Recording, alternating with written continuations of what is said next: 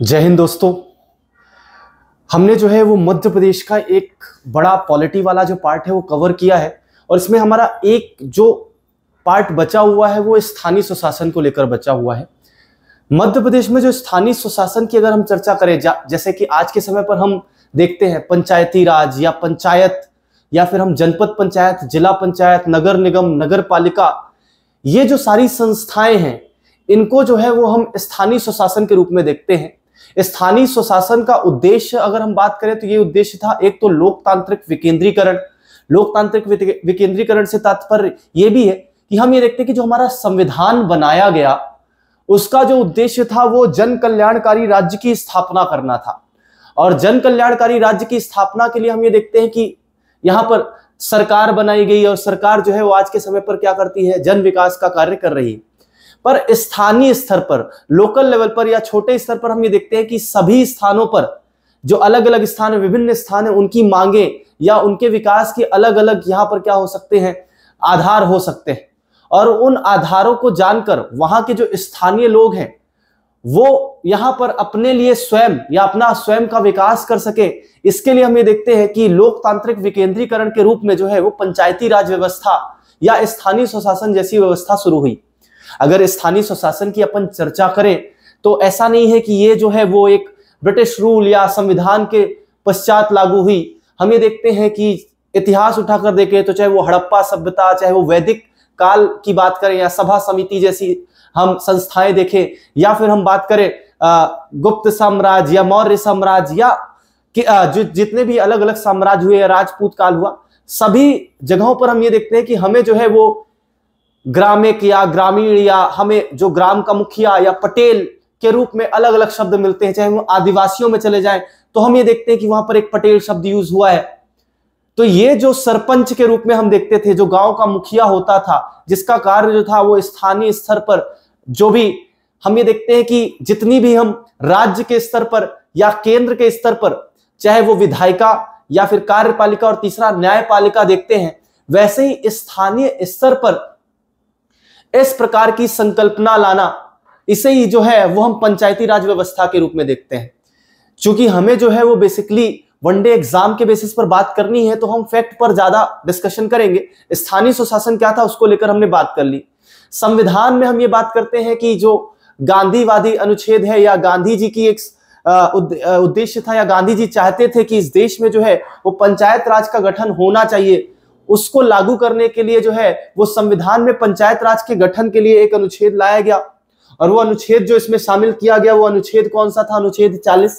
अनुच्छेद 40 में मुख्य रूप से हम ये देखते हैं कि हमें यहां पर किसके गठन की बात दिखाई देती है। मुख्य रूप से हम बात करें तो अनुच्छेद 40 कहता है कि पंचायती राज जो है वो शामिल किया जाना चाहिए। अनुच्छेद 40 के तहत पंचायती राज व सामुदायिक विकास मंत्रालय की भी स्थापना की गई थी। ठीक है, तो अनुच्छेद 40 कहता है कि पंचायत राज व्यवस्था को लागू किया जाना चाहिए और यह राज्य का दायित्व होगा, राज्य का कर्तव्य होगा। केंद्र ने और राज्य सरकारों ने संविधान लागू होने के पश्चात ये जो व्यवस्था थी वो यहां पर लिख दी गई, पर नीति निदेशक तत्वों के रूप में थी। तो हम ये देखते हैं कि पूरी तरीके से किस प्रकार से इसमें नियम या विनियम होंगे वो हर जगह के अलग अलग हो सकते थे। तो शुरुआत में हम ये देखते हैं कि संविधान लागू होने के तुरंत पश्चात केंद्र ने मुख्य रूप से यहां पर क्या किया, तो हम ये देखते हैं कि एक 1952 के समय पर, 2 अक्टूबर 1952 के समय पर पूरे देश में जो है वो सामुदायिक विकास कार्यक्रम शुरू किया गया। सामुदायिक विकास कार्यक्रम जो है वो मुख्य रूप से स्थानीय स्वशासन को ही लागू करने की बात की गई थी। लेकिन हम ये देखते हैं कि यहां पर जो स्थानीय स्तर पर अधिकारी नियुक्त किए गए थे वो अधिकारी यहां पर कार्य करते थे। तो मुख्य रूप से जो वहां के रहने वाले लोग थे स्थानीय स्तर पर उनकी कोई ऐसी भागीदारी नहीं हुई। ऐसे में जो सामुदायिक विकास कार्यक्रम था वो असफल रहा। और जब सामुदायिक विकास कार्यक्रम असफल रहा या इतना उसका क्रियान्वयन नहीं हुआ तो उसके क्रियान्वयन को लेकर या फिर उसके सफलता या असफलता को लेकर जांच करने के लिए यहां पर समिति बनाई गई 1957 में, बलवंत राय समिति, जिसका कार्य था कि सामुदायिक विकास कार्यक्रम में किस प्रकार से हम ये देखते हैं कि हमें सफलता मिली या फिर हम कितना जो है इस पर कार्य कर पाए। तो बलवंत राय समिति ने जो सीधा सीधा बात बोली कि यहां पर जो रिपोर्ट मिली उसमें हम देखते हैं कि उन्होंने ये बात बोली कि सामुदायिक विकास कार्यक्रम पूरी तरीके से असफल रहा है और अब हमें जो है वो यहाँ पर ग्रामीण और शहरी स्तरों पर जो है वो त्रिस्तरीय व्यवस्था शुरू करनी चाहिए। और त्रिस्तरीय व्यवस्था जो स्थानीय स्तर पर हम बात करते हैं, जैसे ग्रामीण स्तर पर हम देखें तो ग्रामीण स्तर पर सबसे जो छोटा स्तर होगा, सबसे छोटे लेवल पर जो है वो ग्राम स्तर पर ग्राम पंचायत को गठित करने की बात की गई। उसके बाद ग्राम को मिलाकर या तहसील या विकास खंड के क्षेत्र में जो है वो जनपद पंचायत को बनाए जाने की बात कही गई। और तीसरा जो स्तर है वो जिला स्तर पर जिला पंचायत के गठन की बात कही गई। इसी तरह अगर हम नगर में देखें या शहरी क्षेत्र में देखें तो नगर में जो सबसे छोटा क्षेत्र है उसको संक्रमणशील क्षेत्र बोला गया। ये वो क्षेत्र है जो मुख्य रूप से ग्रामीण, पूरी तरीके से ना ग्रामीण बचा है ना पूरी तरीके से शहरी, ये ग्रामीण क्षेत्र से गुजरते हुए शहरी क्षेत्र में बदल रहे हैं। तो ये पूरी तरीके से शहरी क्षेत्र नहीं है, लेकिन हाँ हम उस स्तर पर आ गए हैं कि अब ये यहां से ना ही ग्रामीण है पूरी तरीके से, ना ही संपूर्ण रूप से जो है वो नगरीय है। तो ऐसे क्षेत्रों को संक्रमणशील क्षेत्र बोला गया। ऐसे ही कुछ छोटे नगरीय क्षेत्र हैं जनसंख्या के आधार पर, और बड़े नगरीय क्षेत्र में इसे बांटा गया। और हम यहाँ पर देखते हैं नगर पंचायत, नगर पालिका और नगर निगम के गठन की बात कही गई।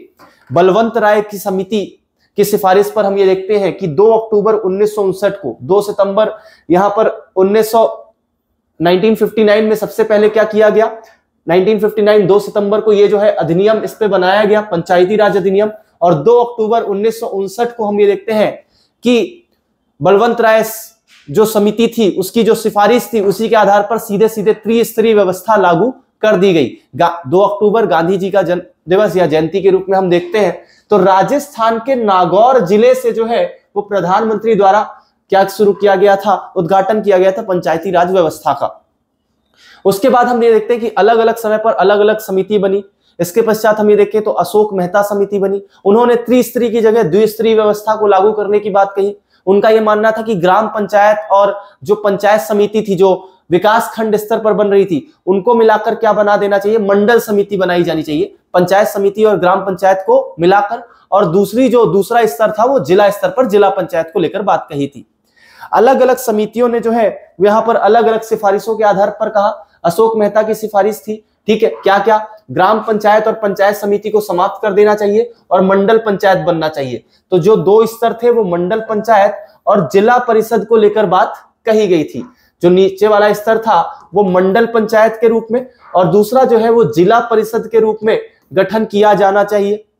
फिर हम ये देखते हैं कि अशोक मेहता समिति के बाद जीवीके राव समिति बनी।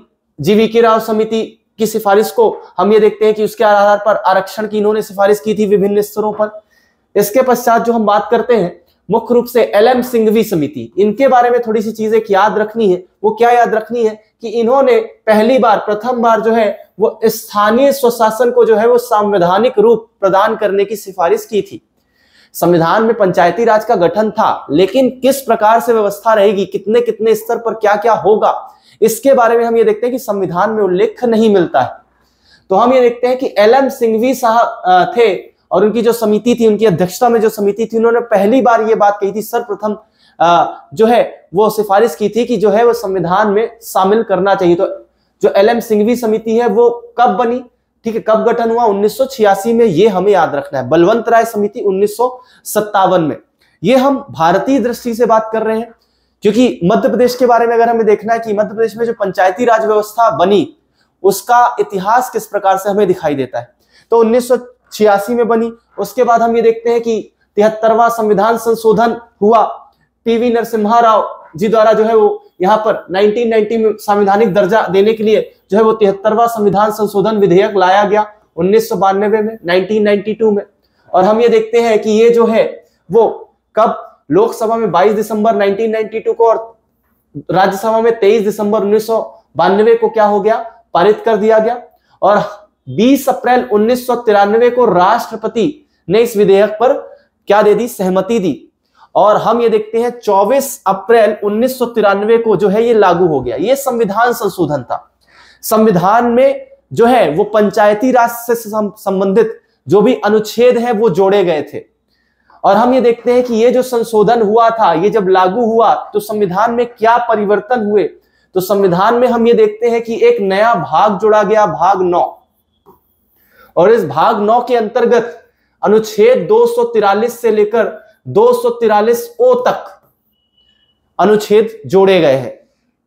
73वां संविधान संशोधन 1992 में विधेयक के रूप में आया और 24 अप्रैल 1993 में जो है ये लागू हुआ था। और जो 24 अप्रैल है उस दिन को जो है वो हम पंचायती दिवस के रूप में, पंचायत दिवस के रूप में मनाते हैं।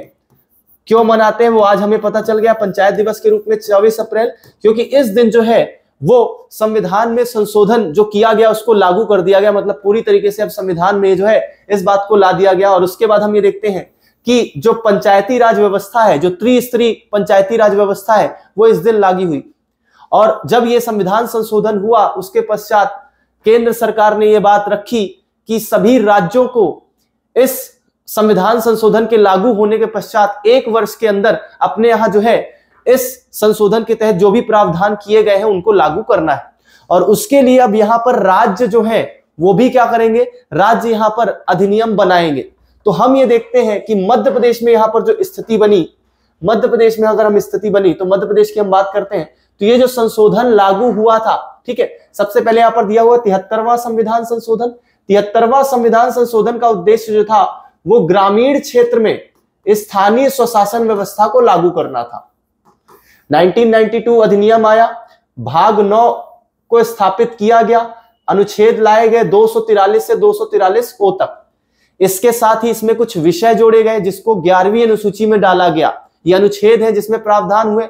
इसके अलावा कौन कौन से विषय पर ग्रामीण स्तर पर, जैसे हम ये बात करते हैं केंद्र कौन कौन से विषय पर कार्य कर सकती है, उनके अधिकार क्षेत्र कहां तक हैं, ऐसे ही ग्रामीण स्तर पर जो स्थानीय स्वशासन व्यवस्था लागू होगी उनके क्या क्या क्षेत्र होंगे, वो 11वीं अनुसूची में डाला गया।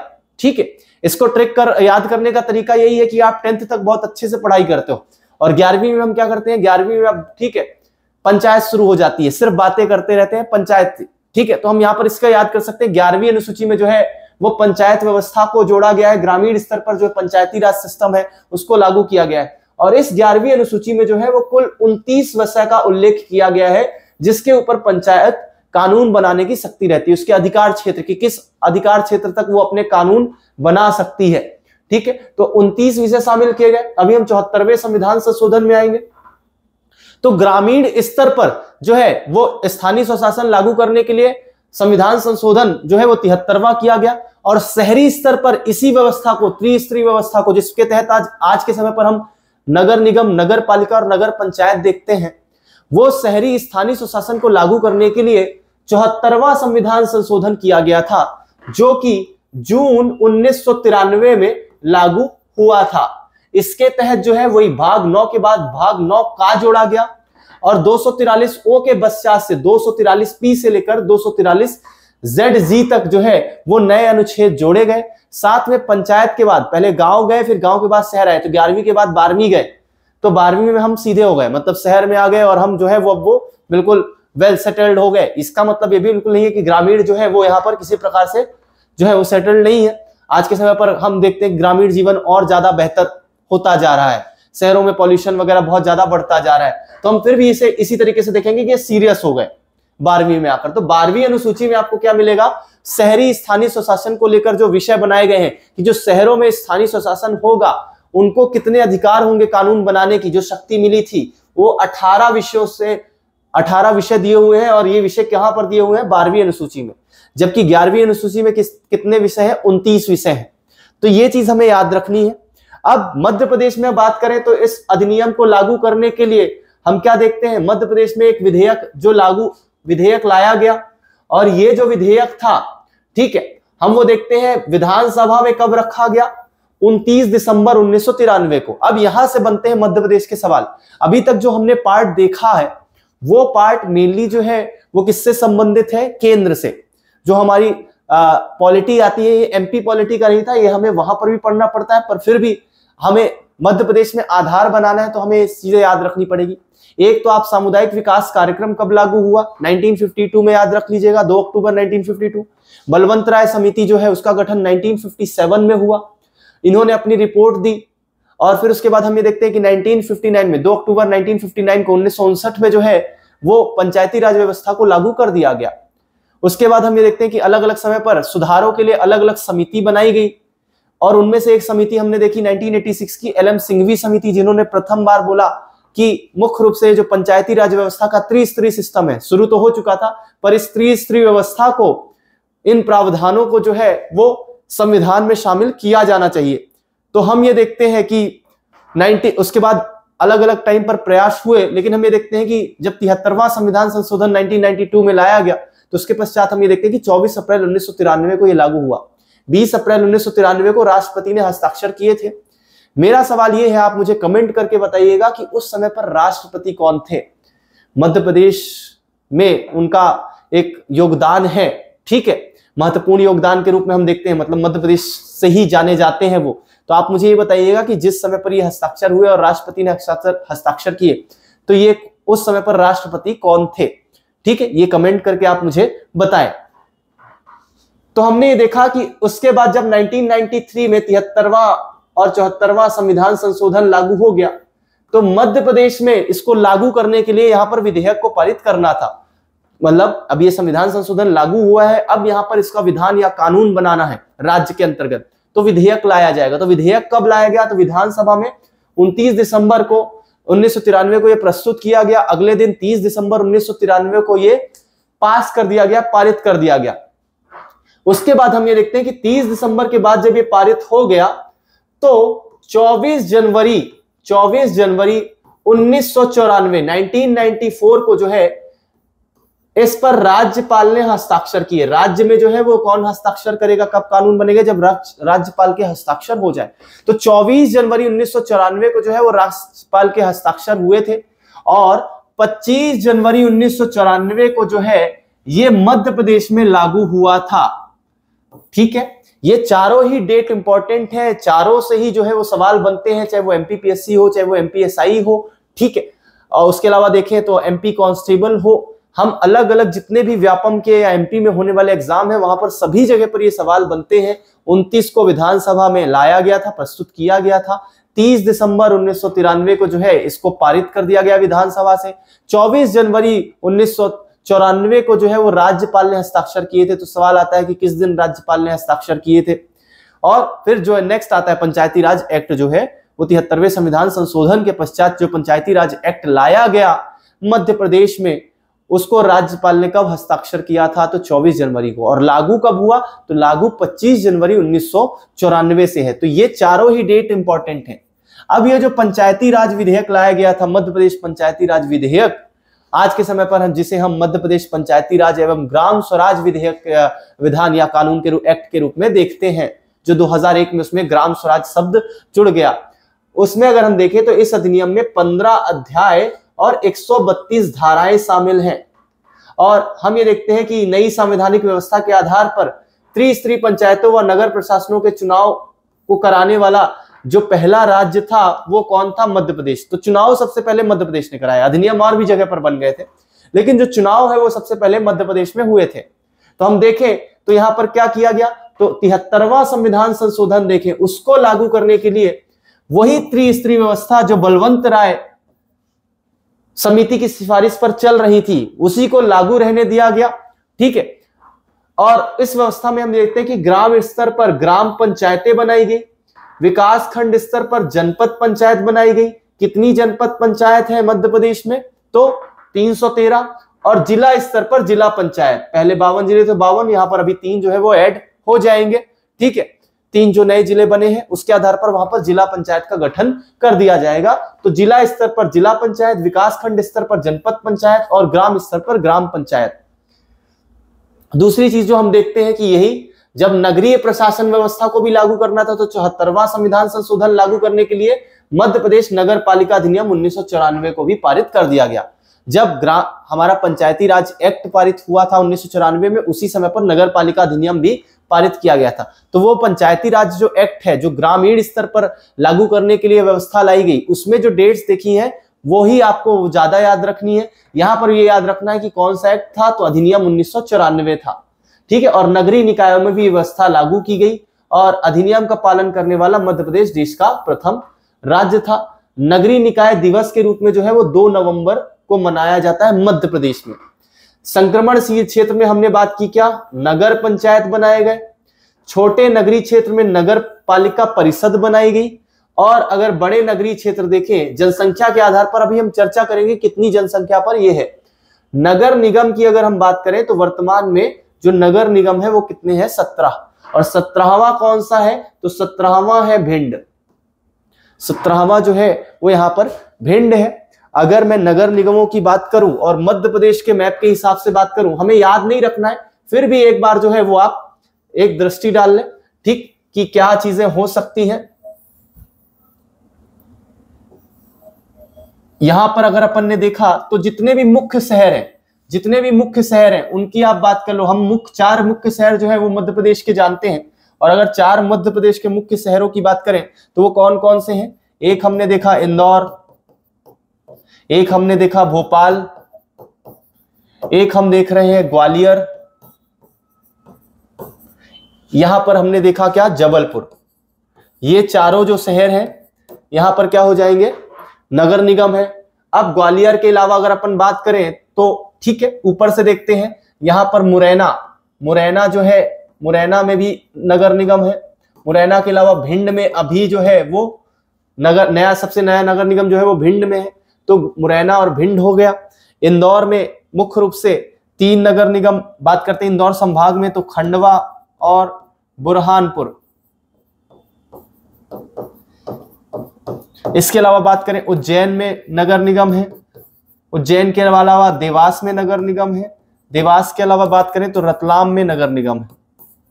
तो उज्जैन संभाग में भी 3 जिलों पर है।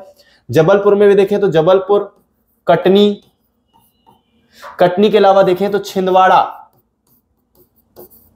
ये हो गए। इसके बाद बात करें तो रीवा संभाग में, रीवा में है, सतना में है और सिंगरौली में है।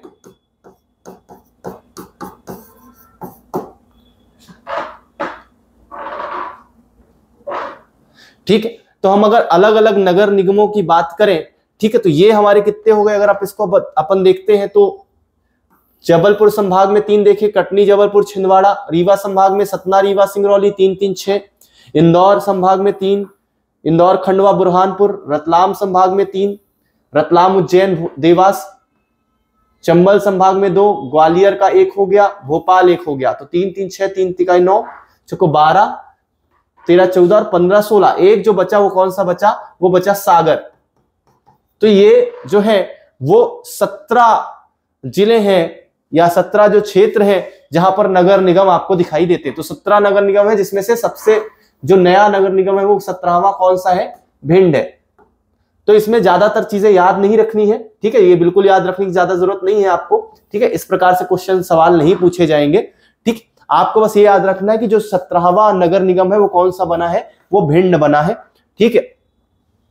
नेक्स्ट अपन बात करते हैं कि किस प्रकार से त्रिस्तरीय व्यवस्था जो है वो लागू की गई है। तो उसका सीधा सीधा हम देखते हैं कि जनसंख्या एक मुख्य मुद्दा है, ठीक है। तो जनसंख्या के बेसिस पर बात करें तो जो ग्राम पंचायतों का गठन किया गया है, जो ग्राम पंचायतें बनाई गई हैं, ग्राम पंचायत कब बनाई जाएगी या कितनी जनसंख्या पर बनाई जाएगी, तो ग्राम पंचायतों के गठन के लिए हम ये बात करते हैं कम से कम जो है वो वहां पर 1000 लोग होने चाहिए। अगर एक ही ग्राम है, एक ही गांव है और उस गांव में 1000 लोग हैं तो एक ही गांव में ग्राम पंचायत बनाई जा सकती है।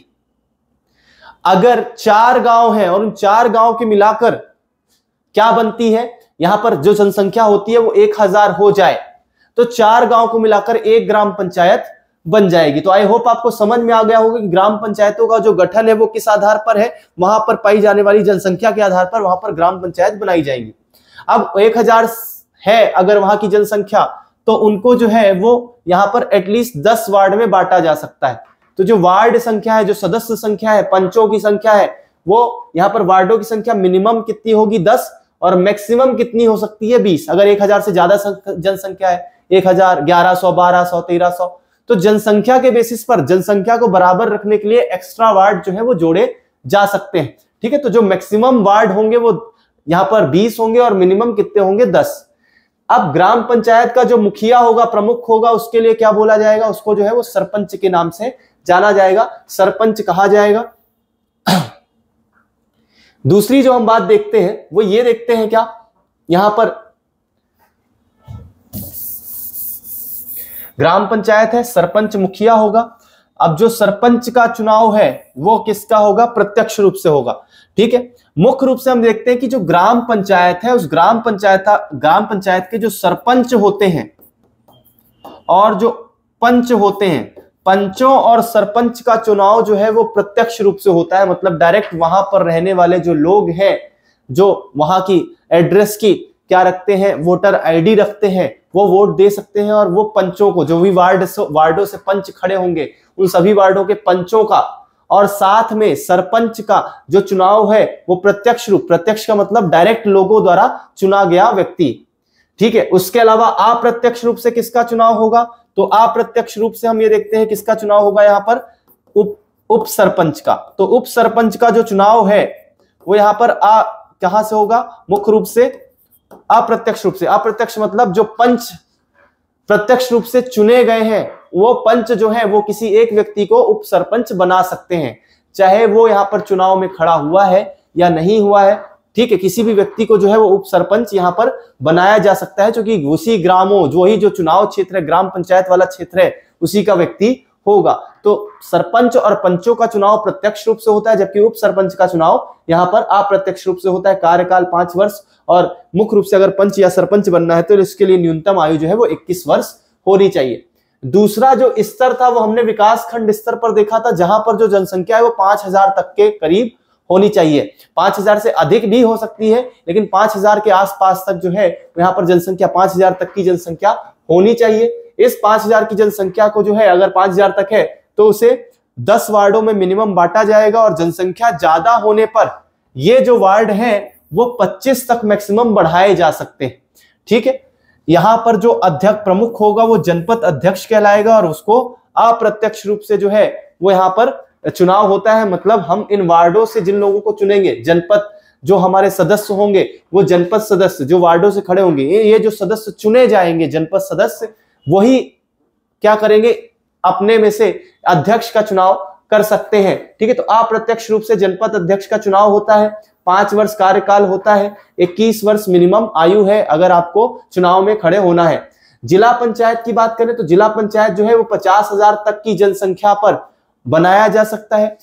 इस 50,000 की जनसंख्या को जो है वो 10 वार्डों में बांटा जाएगा, और ज्यादा जनसंख्या होने पर, ठीक है, इक्वल अगर जनसंख्या के बेसिस पर बात करें तो इनको 35 वार्डों तक ले जाया जा सकता है। ठीक है, तो मिनिमम जो सदस्य संख्या है वो 10 और मैक्सिमम 35 हो सकती है। इसका जो अध्यक्ष है वो कौन होगा? जिला अध्यक्ष। ठीक है, जिला पंचायत जो सदस्य होता है आप उनको चुनते हो, और फिर वो अप्रत्यक्ष रूप से क्या करते हैं, मतलब उनके द्वारा जो चुना हुआ व्यक्ति होता है वो जिला अध्यक्ष होता है। अप्रत्यक्ष चुनाव होगा जिला अध्यक्ष का, 5 वर्ष और 21 वर्ष कार्यकाल होगा। तो इतनी सी बातें जो है वो हमें याद रखनी है। आप चाहे तो इसमें स्क्रीनशॉट ले सकते हैं। ठीक है, ये जो हम देख रहे हैं 73वें संविधान संशोधन के तहत एक लागू व्यवस्था है, जहां पर हम ये देखते हैं कि ग्रामीण स्तर पर ग्राम पंचायत बनाया गया है।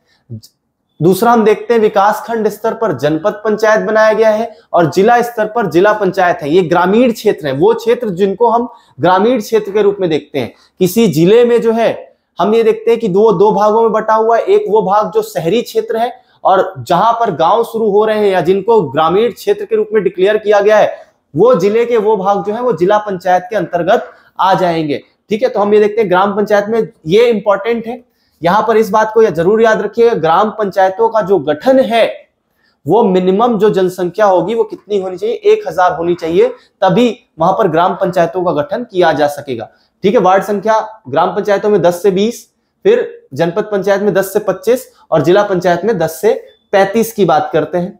नेक्स्ट जो अपना पॉइंट है वो अगर हम देखें तो वो अब आ जाएगा शहरी क्षेत्र में व्यवस्था को लागू करना। शहरी क्षेत्र में व्यवस्था को लागू करने की अगर हम बात देखेंगे, ठीक है, तो शहरी क्षेत्र में अपन बात करते हैं। शहरी क्षेत्र में जो व्यवस्था है, शहरी क्षेत्र में अगर हम व्यवस्था की बात करें तो हम देख रहे हैं कि यहां पर भी 3 स्तर तक, 3 स्तर कौन कौन से हमने बात की। एक ऐसा क्षेत्र जो पूरी तरीके से अब गांव नहीं रहा है और अभी पूरी तरीके से शहर बना नहीं है, तो ऐसा क्षेत्र क्या होगा? ट्रांजिशन फेज में चल रहा है, संक्रमणशील क्षेत्र है। ऐसे क्षेत्र को अगर बात करें तो वहां पर नगर पंचायत का गठन होगा, और नगर पंचायत के गठन के लिए अगर हम बात करें तो ऐसा क्षेत्र जहां पर 20,000 से 50,000 की जनसंख्या होगी, ठीक है, 20,000 से अधिक लेकिन 50,000 से कम जनसंख्या, 20,000 से अधिक लेकिन 50,000 से कम जनसंख्या पर जो है वो नगर पंचायत का गठन किया जाता है। ठीक है, यहां पर वार्डों की जो संख्या है वो 10 से 20, ये चीज आपको समझ में आ गई होगी कि वार्ड हम किस बेसिस पर बोल रहे हैं, 10 से 20 होगी। प्रमुख जो है वो अध्यक्ष होगा, नगर पंचायत अध्यक्ष, जिसका चुनाव अप्रत्यक्ष रूप से होता है। वही सदस्य चुनेंगे और सदस्य जो है वो यहाँ पर अध्यक्ष का चुनाव करेंगे। 5 वर्ष और 21 वर्ष काल सभी में लगभग सेम है। ठीक है, एक बस जगह पर आएगा जहां पर हम देखेंगे, बाकी सभी जगह पर हम देखते हैं कि 5 वर्ष का कार्यकाल होगा और मिनिमम जो चुनाव लड़ने की आयु होगी, चुनाव में खड़े हो सकते हैं खुद, वो यहां पर कितनी है, 21 वर्ष। नगर पालिका की बात करें तो नगर पालिका में क्या होगा, 50,000 से अधिक की जनसंख्या लेकिन 3 लाख से कम की जनसंख्या पर जो है वो नगर पालिका का गठन किया जाता है। वार्ड कितने वार्डों में बांटा जाएगा, 20 से 40, मिनिमम 20 मैक्सिमम 40। अध्यक्ष अप्रत्यक्ष चुनाव होगा, 5 वर्ष और 21 वर्ष का कार्यकाल होगा। और तीसरी हम बात करें तो नगर निगम, नगर निगम जहां पर 3 लाख से अधिक जनसंख्या होगी, पॉपुलेशन होगी। वार्ड कितने होंगे, 40 से 85। यहां पर हम ये देखते हैं कि जो नगर निगम के सदस्य होंगे, जो पार्षद के रूप में देखे जाते हैं, उनका चुनाव किया जाता है। और फिर उसके बाद हम ये देखते हैं कि एक और अलग से साथ में जो है, जैसे सरपंच का चुनाव ग्राम पंचायत के स्तर पर डायरेक्ट हो रहा था, वैसे ही हम बात करें कि जो सबसे छोटा स्तर हमने देखा था ग्राम पंचायत, और अगर सबसे बड़ा स्तर देखें सब में मिलाकर तो वो कहां पर है, नगरीय क्षेत्र में नगर निगम का है, जहां पर सर्वाधिक जनसंख्या के बेसिस पर हमने बात की है।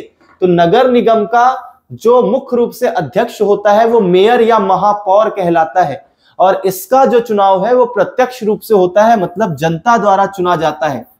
ठीक है, 2 जगह पर याद रखिएगा, एक ग्राम पंचायत में जो प्रमुख है और दूसरा नगर निगम में जो प्रमुख है, उनके चुनाव क्या होंगे, प्रत्यक्ष रूप से होंगे, मतलब लोगों द्वारा, जो यहाँ के वोटर आईडी वाले लोग हैं वो डायरेक्ट वोट करेंगे। ठीक है, और डायरेक्ट वोट से जो है वो इनका चुनाव होगा। तो एक तो सरपंच और दूसरा महापौर या मेयर का 5 वर्ष ही कार्यकाल होगा। लेकिन अगर हम देखें कि महापौर के लिए खड़े होने के लिए, मेयर बनने के लिए जो मिनिमम आयु है वो कितनी होनी चाहिए, 25 वर्ष यहां पर होनी चाहिए। तो ये चीज हमें याद रखनी है। आप चाहे तो स्क्रीनशॉट ले सकते हैं। शहरी क्षेत्र में स्थानीय स्वशासन व्यवस्था में क्या चीजें लागू होनी चाहिए, इसको थोड़ा सा ध्यान रखिएगा। ये 20,000 से अधिक लेकिन 50,000 से कम की जो जनसंख्या है वहां पर क्या होगा, नगर पंचायत का गठन किया जाएगा। ठीक है, नेक्स्ट अपन अगर यहां पर बात करें तो मुख्य रूप से कुछ अनुच्छेद जो हम देख रहे थे, हमने बोला 243 से 73वां संविधान संशोधन हुआ। तो 73वां संविधान संशोधन में 243 से लेकर 243 तक भाग 9 के अंतर्गत, पार्ट 9 के अंतर्गत जो है वो शामिल किए गए।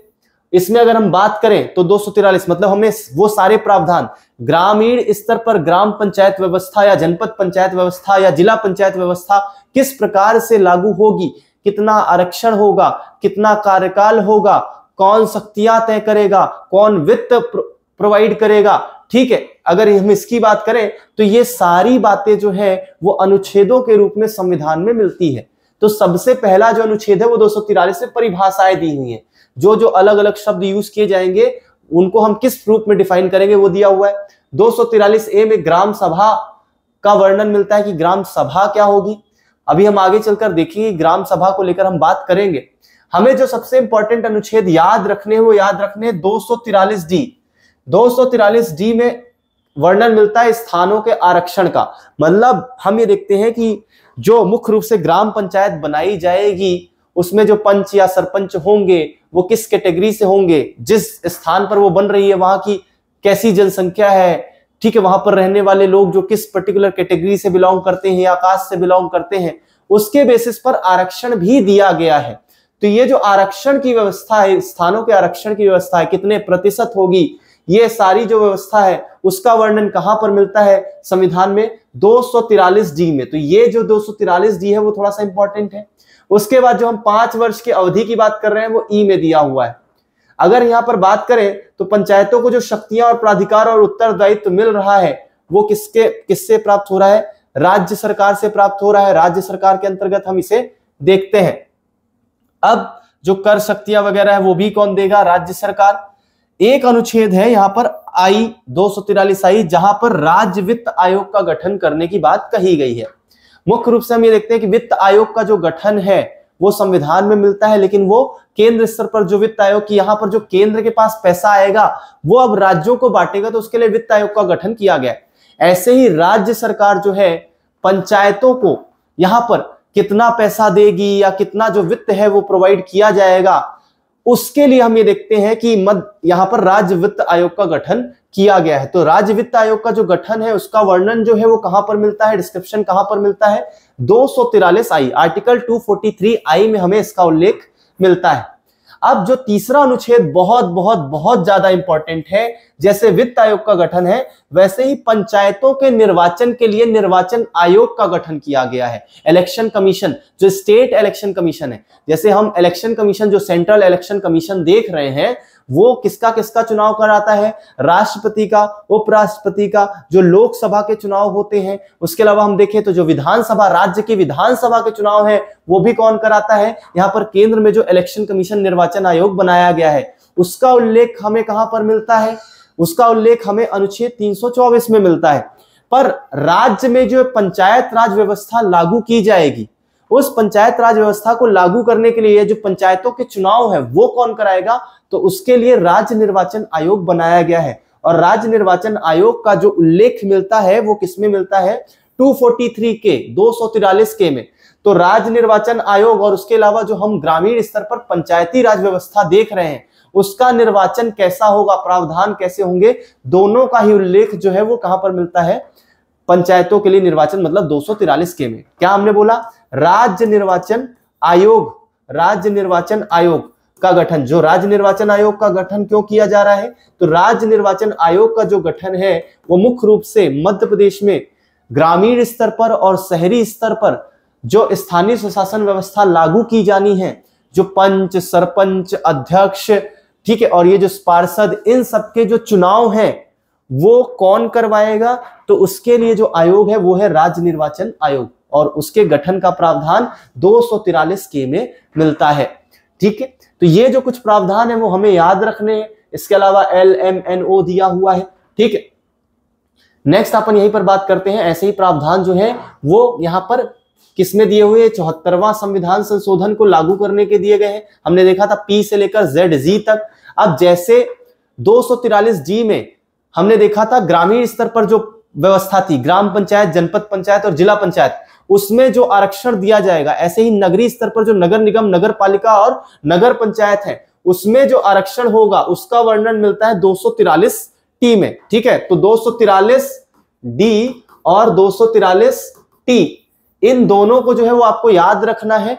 स्थानों के आरक्षण से संबंधित है। D ग्रामीण स्तर पर जो पंचायत व्यवस्था है और स्थानीय स्वशासन व्यवस्था उसके आरक्षण की बात करता है, और T जो है वो यहाँ पर नगरीय क्षेत्र में जो है स्थानीय स्वशासन या लोकल सेल्फ गवर्नेंस के जो यहाँ पर रिजर्वेशंस हैं उनको लेकर बात करता है। इसी प्रकार हमने देखा क्या, एक हमने देखा था वित्त आयोग I, ऐसे ही हम बात कर लेंगे Y। ठीक है, तो आई किससे रिलेटेड है, वित्त आयोग से रिलेटेड है, तो ये हमें याद रखना है। Y जो है वो यहाँ पर किससे रिलेटेड है, वित्त आयोग। ठीक है, नगरों में किस प्रकार से जो है वो बंटवारा होगा वित्त का, उसको लेकर हम बात करते हैं। और एक बनता है, जैसे अपन ने 243 के देखा, 243 के में राज्य निर्वाचन आयोग के गठन का प्रावधान है। साथ में पंचायतों में जो जिला पंचायत है, जनपद पंचायत है और ग्राम पंचायत है, इसके चुनाव की बात कही गई है, उनका निर्वाचन कैसे होगा उसकी बात कही गई है। इसी प्रकार चुनाव तो राज्य निर्वाचन आयोग ही कराएगा, लेकिन नगर पालिकाओं के, नगर परिषद के और नगर निगम के चुनाव कैसे होंगे उसको लेकर जो प्रावधान है वो कहां पर दिए हुए हैं, ZA में। तो एक तरफ हम देखते हैं क्या, K, और दूसरी तरफ हम देखते हैं ZA। राज्य निर्वाचन आयोग का गठन वहीं पर हो गया है, K में ही हो गया है। अब चुनाव करवाएगा कैसे, कैसे प्रावधान होंगे, तो ग्रामीण स्तर पर K में ही दिया हुआ है, जबकि नगरीय स्तर पर जो है या नगर में जो क्षेत्र में इस प्रकार के निर्वाचन होंगे, चुनाव होंगे, उसमें जो प्रावधान होंगे, क्या सिस्टम होना चाहिए, उसको लेकर हम कहां पर देखते हैं, कहां पर दिया हुआ है, 243 ZA में दिया हुआ है। तो इतनी सी बातें जो है वो मुख्य रूप से हमें बहुत ज्यादा इंपॉर्टेंट है, जहां से आपके सवाल बनते हैं वो हमें याद रखनी है। ठीक है, तो ग्रामीण स्थानीय स्वशासन में अभी जो है हमने मध्य प्रदेश में इसका इतिहास नहीं देखा है। मध्य प्रदेश में इतिहास की जो चर्चा है वो हम यहाँ पर करेंगे ग्रामीण स्थानीय सुशासन में, कि क्या क्या प्रावधान पहले किस प्रकार से व्यवस्था थी। अभी जो है हमने एक पृष्ठभूमि रखी है, उसमें भी कुछ फैक्टों की बात की है, जैसे अनुच्छेदों की हमने बात कर ली है। उसके अलावा हमने जो व्यवस्था अभी वर्तमान में लागू है कि कितने वार्ड होंगे, कितनी जनसंख्या पर ग्राम पंचायत बनेगा, जैसे 1000 मिनिमम जनसंख्या होनी चाहिए, उस पर क्या बनाया जाएगा, एक ग्राम पंचायत बनेगी। ये एक पृष्ठभूमि के रूप में हमने ग्राम पंचायत देखा है। अगला जो हमारा टॉपिक होगा वो पर्टिकुलरली इसी स्थानीय स्वशासन व्यवस्था में मध्य प्रदेश में जो हम 73वां संविधान संशोधन के पहले की स्थिति देखते हैं कि जब बलवंत राय समिति ने रिपोर्ट दी थी, सिफारिश दी थी, उसके बाद किस प्रकार से जो है फिर भी राज्य ने जो है उस समय पर भी क्या कर दिया था, लागू कर चुके थे स्त्री व्यवस्था को। तो कैसी व्यवस्था थी, स्वतंत्रता के पूर्व कैसी व्यवस्था थी, पहली नगर पालिका कब स्थापित हुई, कहां पर हुई, इन सब की हमें चीजों में चर्चा करनी है। जैसे मध्य प्रदेश की जो पहली नगर पालिका है तो वो जबलपुर में स्थापित की गई थी। तो ये सारी चर्चाएं जो है वो हम अगली कक्षा में करेंगे। इसी के साथ बिना देरी करे इस क्लास को हम यहीं पर समाप्त करते हैं। अगली बार फिर मिलते हैं। जय हिंद, जय भारत।